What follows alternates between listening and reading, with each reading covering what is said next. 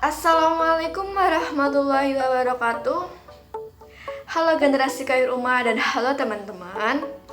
Saya Nafis Zauningsih, saya dari kelas 1 ABG SD angkatan 2020 dengan NIM 343020000061. Saya di sini memenuhi tugas mata kuliah Bahasa Indonesia, yaitu penggunaan Bahasa Indonesia baku. Sebelum menuju materi, saya mau bertanya, bahasa itu sebenarnya apa sih? Bahasa merupakan alat komunikasi yang penting dalam kehidupan. Dengan bahasa, manusia dapat menyampaikan isi pikirannya kepada orang lain. Pada bahasa terdapat dua ragam bahasa, yaitu bahasa baku dan bahasa non-baku.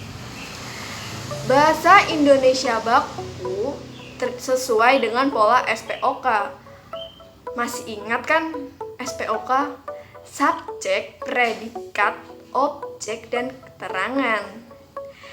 Yang biasanya dipelajari di sekolah dan lingkungan pada keadaan yang resmi.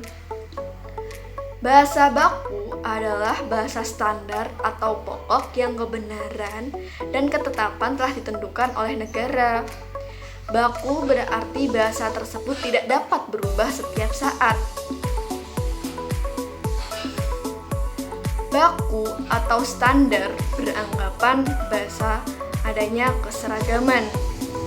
Berdasarkan teori, bahasa baku merupakan bahasa pokok yang menjadi bahasa standar dan acuan yang digunakan sehari-hari dalam masyarakat.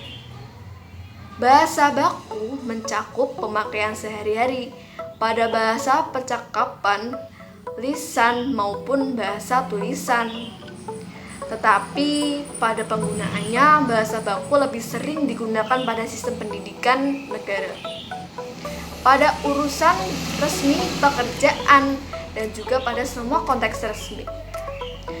Jadi, kesimpulannya, bahasa Indonesia baku adalah salah satu ragam bahasa Indonesia yang bentuk bahasanya telah dikodifikasi, diterima, dan difungsikan atau dipakai sebagai modal oleh masyarakat Indonesia secara luas.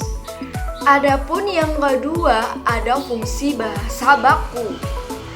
Fungsi bahasa baku yang saya paparkan ada 3, yaitu sebagai pemersatu, sebagai pemberi kekasan, pembawa kewibawaan, dan pembawa kewibawaan. Yang pertama, fungsi bahasa baku sebagai pemersatu. Yang dimaksudkan adalah fungsi penggunaan kata baku bagi masyarakat Indonesia adalah untuk menghubungkan semua penutur dari berbagai macam bahasa daerah yang berbeda-beda. Nah, dengan penggunaan kata baku, bahasa baku dapat dijadikan pemersatu masyarakat daerah menjadi satu bangsa.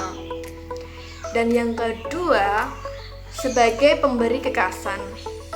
Indonesia mengharuskan setiap wilayah daerahnya menggunakan bahasa baku, yaitu bahasa Indonesia sebagai bahasa nasional. Nah, melalui fungsi ini, maka bahasa baku dapat memperkuat rasa nasionalisme masyarakat daerah yang bersangkutan. Dan yang ketiga, fungsi bahasa baku sebagai pembawa kewibawaan. Ini penting juga. Bahasa baku juga ikut serta membawa wibawa atau prestisi seseorang. Fungsi ini bersangkutan dengan usaha seseorang dalam mencapai kesederajatan dengan peradaban yang dikagumi melalui pemerolehan bahasa baku sendiri. Bagi seorang penutur atau pembicara yang mahir berbahasa Indonesia yang baik dan benar, di suatu masyarakat akan memperoleh wibawa di mata masyarakat tersebut. Poin ketiga, penggunaan kata baku. Penggunaan kata baku biasanya digunakan pada saat membuat surat dinas, surat edaran, dan surat resmi lainnya. Yang kedua, membuat laporan. Yang ketiga ada membuat karya ilmiah, membuat nota dinas, membuat surat lamaran pekerjaan, saat musyawarah atau diskusi, saat berpidato dan rapat dinas, serta surat menyurat antar organisasi, instansi atau lembaga dan lain sebagainya. Dan poin keempat ada contoh kata baku. Misalnya seperti aktif, pasif, efektif, nasihat, karena, foto, biosfer, bus, objek, teknik, daftar, dan lain-lain. Contoh kalimatnya yaitu pada hari ini saya makan siang di rumah. Itu adalah contoh kata baku. Terima kasih atas partisipasinya.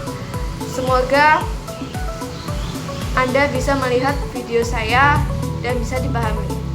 Assalamualaikum warahmatullahi wabarakatuh.